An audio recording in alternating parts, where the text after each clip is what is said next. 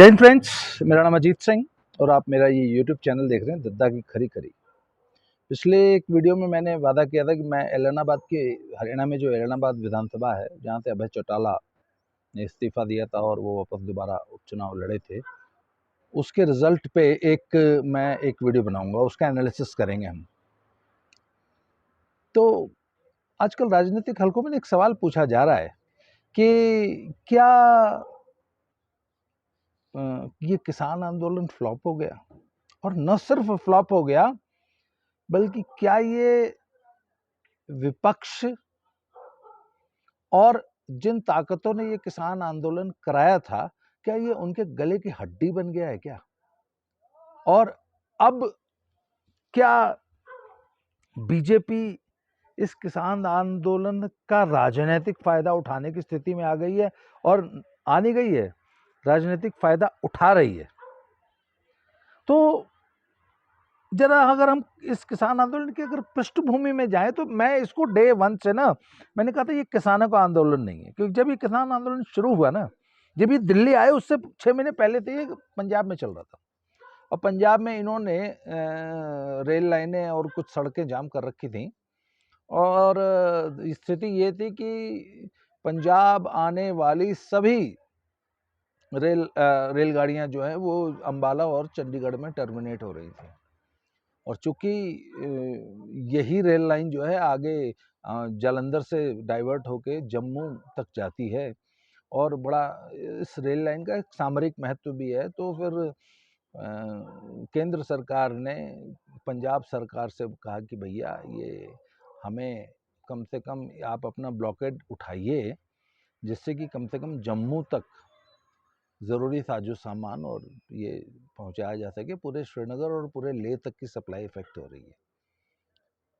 पूरा कश्मीर और लेह लद्दाख तक आर्मी डिप्लॉयमेंट है, ये जो सारा कुछ है। और इसके अलावा सिविलियन पॉपुलेशन, इतनी ह्यूज पॉपुलेशन है, इसको हमको ज़रूरी साजो सामान, राशन, एलपीजी, पेट्रोल, ये सब पहुंचाना होता है। तो ये तब इन्होंने सिर्फ मालगाड़ियों को पैसेज दिया था और ये स्थिति 1 साल से ऊपर चली थी पंजाब में। 1 साल तक पंजाब में कोई रेलगाड़ी नहीं घुस पाई थी। चंडीगढ़ में और अंबाला में सारी की सारी टर्मिनेट हो जाती थी। तो उसके बाद अमरिंदर सिंह और कांग्रेस की प्लानिंग से ये इन्होंने कहा कि ये पंजाब में बैठने तो कोई फायदा नहीं, तुम दिल्ली चले जाओ। तो फिर ये जबरदस्ती बैरिकेड हरियाणा के तोड़ते हुए और पूरी जोर जबरदस्ती करते हुए, है ना, जेसीबी से इन्होंने बैरियर्स तोड़े थे और बुलडोजर्स और जेसीबी लेके ये सिंगू बॉर्डर पर पहुंच गए थे। उस वक्त चूंकि सत्ताधारी पार्टी हरियाणा में भी बीजेपी की गवर्नमेंट और केंद्र में भी बीजेपी की सरकार, तो विपक्ष को उन दिनों बड़ा मजा आ रहा था कि सत्ताधारी पार्टी के खिलाफ अगर कोई भी बड़ा एजिटेशन होता है तो उसका फायदा विपक्ष उठाना चाहता है। तो इन्होंने पूरा जो भी सहयोग हो सकता था विपक्षी पार्टियों ने, फिर वो चाहे हरियाणा में की कांग्रेस पार्टी हो, इनेलो हो, उधर पश्चिमी उत्तर प्रदेश का रालोद हो, समाजवादी पार्टी हो, या दिल्ली की आम आदमी पार्टी हो। आम आदमी पार्टी तो पूरा लॉजिस्टिक सपोर्ट दे रही थी इस किसान आंदोलन को, क्योंकि ये बीजेपी को नुकसान, पॉलिटिकली नुकसान पहुंचाएगा, ऐसा इनका मानना था। और पंजाब की इन जो पार्टीज थी जो इसमें इंटरेस्ट रखती थी, इंक्लूडिंग खालिस्तानी जो कि इंग्लैंड, अमेरिका और कनाडा में बैठे हैं और वहां से बड़ी मोटी भारी फंडिंग आ रही थी, तो उनका ये मानना था कि जब हम दिल्ली में जाके उत्पाद करेंगे ना, तो जैसा कि आज तक केंद्र सरकारें करती आई हैं कि ऐसे आंदोलनों को लाठी डंडे से पीट के, मार के, भगा के, घोड़े दौड़ा के, कुचल के भगा दिया जाता था। यही राकेश टिकैत के पिताजी जब टिकैत साहब बैठे थे दिल्ली में इंडिया गेट में, तब आपको याद है फायरिंग हुई थी और कितने किसान मरे थे। बाबा रामदेव तो एकदम टोटली शांतिपूर्ण आंदोलन कर रहे थे, रामलीला मैदान में बैठ के। रात को 11 बजे क्रैकडाउन हुआ था और बुरी तरह लाठीचार्ज और आंसू गैस के गोले दाग के उस पूरी 25,000 से ज़्यादा की गैदरिंग थी उस पंडाल में। उस रात को मैं वहीं था। I am an eyewitness to that. मेरे को लाठी लगी थी पुलिस की और ये उंगली टूट गई थी मेरी। तो ऐसे शांतिपूर्ण आंदोलनों को कुचलने का तो इतिहास रहा है कांग्रेस का। तो ये जितनी भी जो इसमें जो पार्टीज थी ना, वो ये मान के चल रही थी कि बहुत जल्दी केंद्र सरकार हमारे उत्पाद से तंग आके हमें पीट के भगा देगी। तो ये जितनी जो खालिस्तानी पार्टीज, ये तो मुख्यतः पंजाब का और खालिस्तानियों का आंदोलन है ना, तो ये मान के चल रहे थे कि हमें ऐसी बहुत सारी फोटो अपॉर्चुनिटीज मिल जाएंगी, बहुत सारे वीडियोस मिल जाएंगे, जहां हम पंजाब जब वापस आएंगे वहां से पिट पिटा के, तो अपने पंजाब की जनता को ये बताएंगे कि देखो हमारे ऊपर तो बहुत बुरा अत्याचार हुआ दिल्ली में, और मोदी सरकार ने हमें कुचल दिया, हमें मारा, हमारी तो जी नस्ल कुशी हुई है, और सिखों पे बहुत भयंकर अत्याचार हुए, और हमें वहां से गोलियां बरसा के गोलियों से मार दिया गया, भगा दिया गया। और तब मोदी सरकार इनसे ज़्यादा स्मार्ट निकली, और मोदी सरकार ने ऐसी कोई फोटो इनको दी ही नहीं। उन्होंने कहा यहाँ बैठो, करो करो खूब एजुटेशन करो, बल्कि इनको बिजली पानी भी दो, पूरी सुरक्षा मुहैया होकर, हाँ जी बैठो। कहता जी हम 4 महीने का राशन लेके आए हैं। कहता जी आप 4 महीने क्या होता है, 4 साल बैठो ना, हमें कोई दिक्कत नहीं, पर शांति से बैठे रहो। इन्होंने जब देखा कि यार ये सरकार तो हमें पीट ही नहीं रही, तो ये ज़बरदस्ती लाल किले पे चढ़ गए 26 जनवरी। सरकार ने तब भी नहीं पीटा, और बल्कि इनके पूरे आंदोलन को जो इनको जो थोड़ा बहुत पब्लिक सपोर्ट पूरे देश में किसान के नाम पे मिल भी रहा था, वो भी सहानुभूति चली गई, इनका पब्लिक सपोर्ट 0 हो गया। और आपको याद होगा 26 जनवरी के बाद इन्होंने रातों रात सिंगू खाली कर दिया था, और पूरी गैदरिंग वापस चली गई थी। देन अचानक पता नहीं क्या हुआ कि अगले दिन इनके फिर वापस आ गए, और सिर्फ आने गए, इनको आने दिया गया, बल्कि वहां पे पूरा प्रशासनिक अमला इनका इंतजार कर देगा, अरे यार कहाँ चले गए थे, बैठो ना, तुम तो 4 महीने का राशन लेके आए थे, इतनी जल्दी क्यों भाग रहे हो। तो सब विपक्ष को और इन सारी पार्टीज को जो जिनका स्टेक है इस आंदोलन में, इनको ये आशा थी कि ये आंदोलन बीजेपी को कमजोर करेगा और पॉलिटिकली नुकसान पहुंचाएगा। और इनके किसान नेता तो बकायदा, ये तो दम्भ इनका था, ये तो कस्में खा रहे थे, ये तो बकायदा वहां बंगाल तक प्रचार करने गए थे, हरियाणा के उपचुनाव में, सभी पूरे इस देश के जितने भी चुनाव हुए हैं इस दौरान, सब में इन्होंने कहा है कि हम तो बीजेपी को हराने के लिए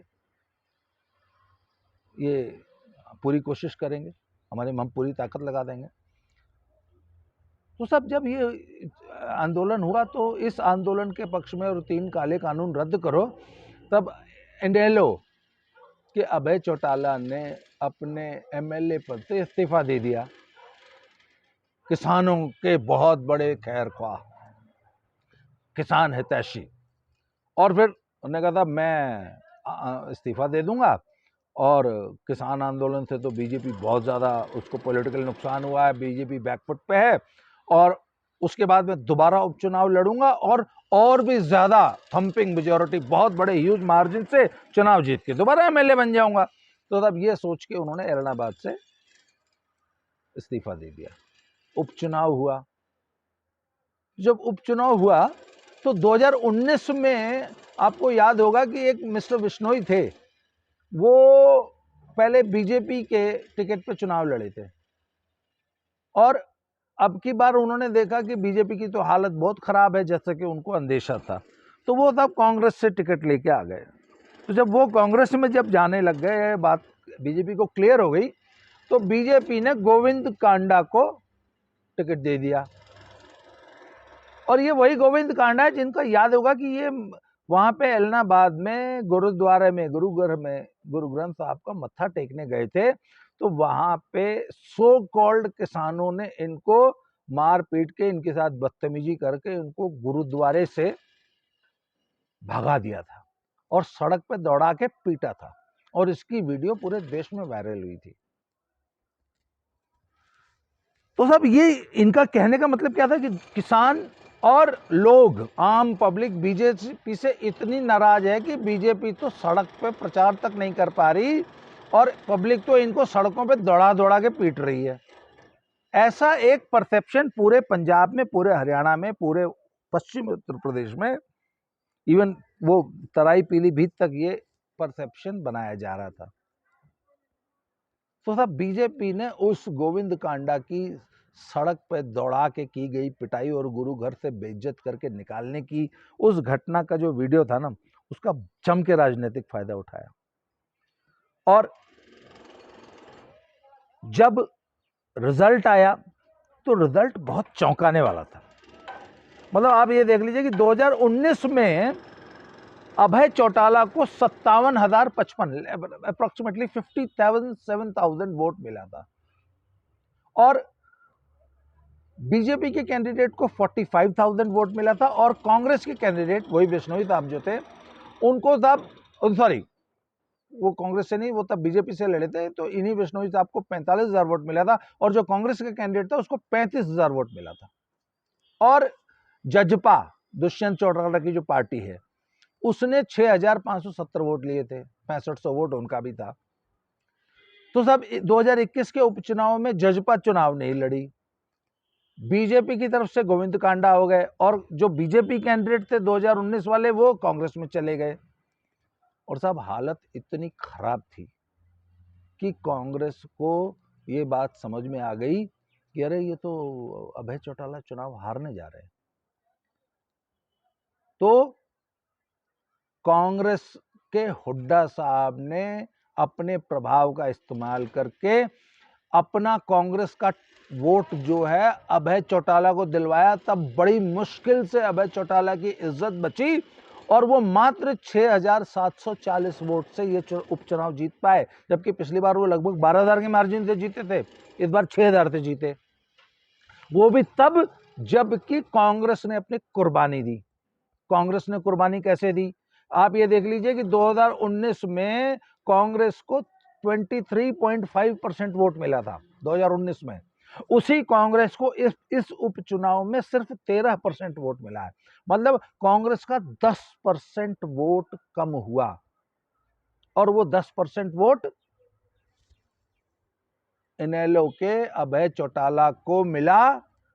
तब जाके वो ये चुनाव बड़ी मुश्किल से जीत पाए, जबकि जजपा नहीं थी तो जजपा का वोट भी जो है वो इनेलो का ही वोट था और वो भी सारा इनेलो को गया है। तब जाके बड़ी मुश्किल से 6,000 वोट से चुनाव जीत पाए हैं।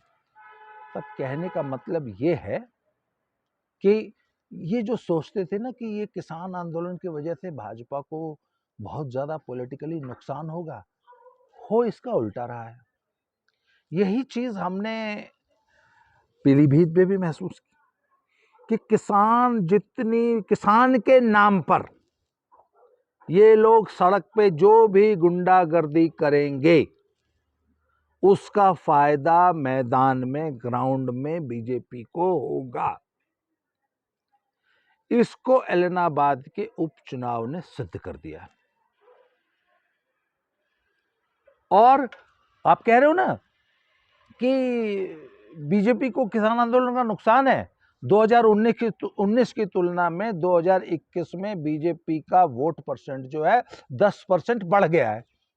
कैसे? 2019 में बीजेपी को लगभग 30% वोट मिला था और 2021 में उसी बीजेपी को लगभग 39% वोट मिला है। 9.1% वोट की वृद्धि हुई है। हालांकि अभय चौटाला का भी 10% वोट बढ़ा है, परंतु 4.5% वोट जेजेपी का, जो कि जेजेपी इस बार मैदान में नहीं थी, वो इनेलो को शिफ्ट हुआ और कांग्रेस ने अपना 10% वोट, क्योंकि कांग्रेसी जो है वो बीजेपी को तो वोट देगा नहीं, तो अभय चौटाला जी को हुड्डा साहब ने इज्जत बचाई। उसका कारण था, ये इज्जत कांग्रेस ने अभय चौटाला की क्यों बचाई? इनफैक्ट उन्होंने अभय चौटाला की इज्जत नहीं बचाई सर।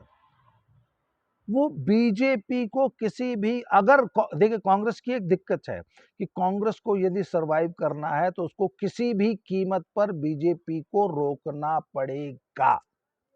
आपको याद होगा कि एक 2015 में इसी तरह जब मोदी का विजय रथ चला कश्मीर से और पूरा दिल्ली तक आ गया और पूरा जीतता हुआ, तो दिल्ली पे में किसी भी कीमत पे मोदी को रोकने के लिए कांग्रेस ने अपना पूरा का पूरा वोट जो है आम आदमी पार्टी को शिफ्ट कर दिया था। याद है ना आपको? 24% वोट वाली पार्टी जो दिल्ली में जो थी कांग्रेस पार्टी, वो 8% वोट पे आ गई थी और बाकायदा कांग्रेस के लीडर्स ने कह कह के संदेश भेज भेज के बूथ पे खड़े होकर अपने कांग्रेसी वोटर से कहा कि झाड़ू को वोट दो, झाड़ू को वोट दो, किसी भी कीमत पर बीजेपी को रोकना है। अगर बीजेपी दिल्ली भी इसी तरह जीतती चली गई तो फिर मोदी को रोकना नामुमकिन हो जाएगा। इस बार बंगाल में क्या हुआ था, 40 सीटें जीतने वाली कांग्रेस 0 पे आ गई और आखिरी 3 चरण में, जो कि मुस्लिम बहुल इलाकों में जो वोटिंग हुई थी, उसमें पूरा का पूरा वोट कांग्रेस ने टोटल सरेंडर कर दिया, वॉकओवर दे दिया और ममता बनर्जी को पूरा वोट शिफ्ट कर दिया। तो कहने का मतलब है बीजेपी को रोकने के लिए कांग्रेस को अपना बलिदान देना पड़ेगा। अगर नहीं देगी तो बीजेपी को नहीं रोक सकती। तो साहब, अगर ये उपचुनाव बीजेपी जीत जाती तो किसान आंदोलन के बावजूद एलनाबाद, जो कि इनेलो का गढ़ है, अभय चौटाला की ट्रेडिशनल सीट है, वहां से वो और उनके पिताजी पिछले 30 साल से लगातार चुनाव जीतते आ रहे हैं, उनका गढ़ है, उनकी घरेलू सीट है। अगर इस इस किसान आंदोलन के बावजूद अगर बीजेपी वहां से जीतती तो एक बहुत बड़ा मॉरल बूस्टर हो जाता बीजेपी के लिए, जो कि पंजाब के इस चुनाव में इफेक्ट डालता।